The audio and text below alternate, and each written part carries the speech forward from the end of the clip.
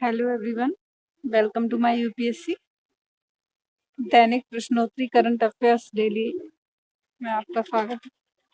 23 जून, आज 23 जून है और दिन गुरुवार है, तो प्रश्नोत्तरी शुरू करते हैं। चीन ने हाल ही में पश्चिमी चीन के जिउक्वान तारामंडल प्रक्षेपण केंद्र में एक अंतरिक्ष परीक्षण किया है। इस परीक्षण का नाम पूछ रहे हैं, तो ये किया है उन्होंने ताइयांसिंग परीक्षण किया है। ठीक है।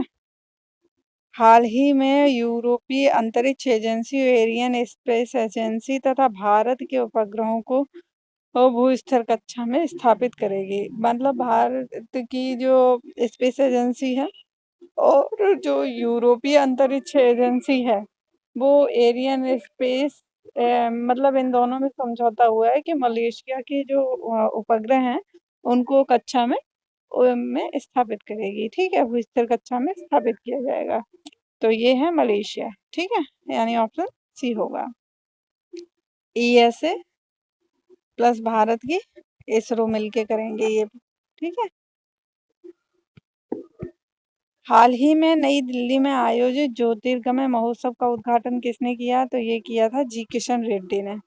निम्नलिखित में से Gautam Adani, the man who changed India, ये एक पुस्तक का नाम है। तो इसके लेखक को पूछा है, तो ये लेखक है इसके आर.एन. भास्कर।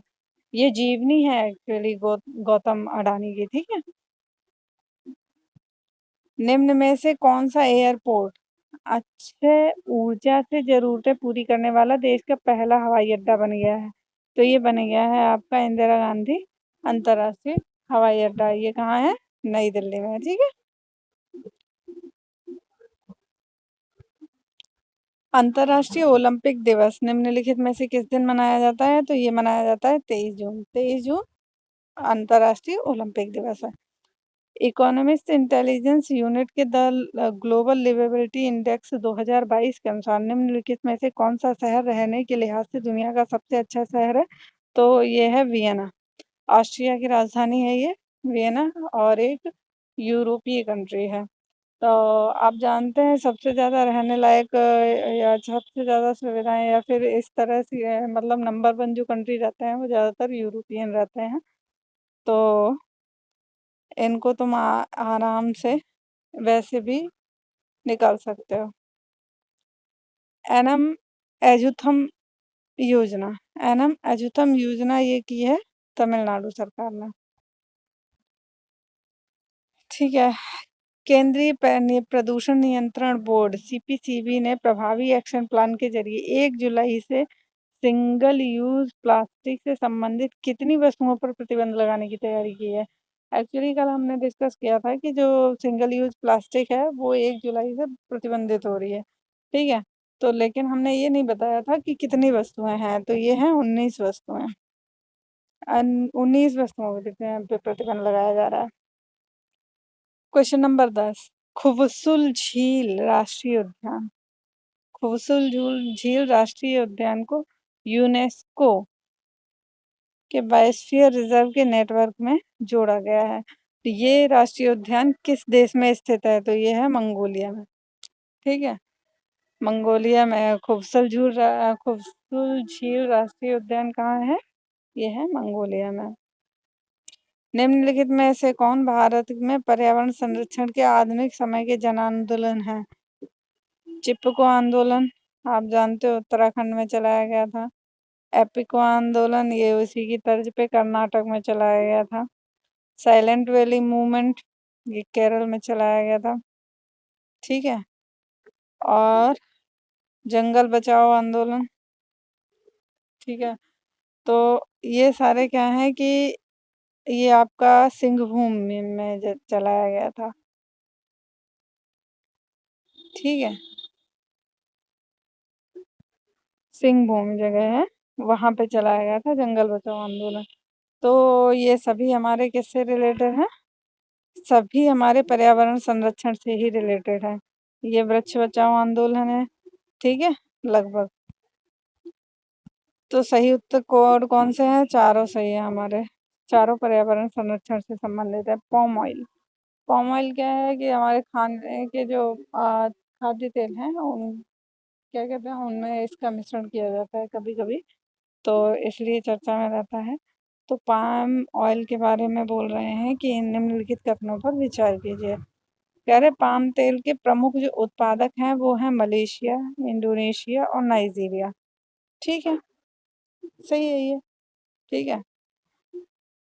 इवन क्या कहते हैं नाइजीरिया में तो नहीं लेकिन नाइजर में है, ठीक है।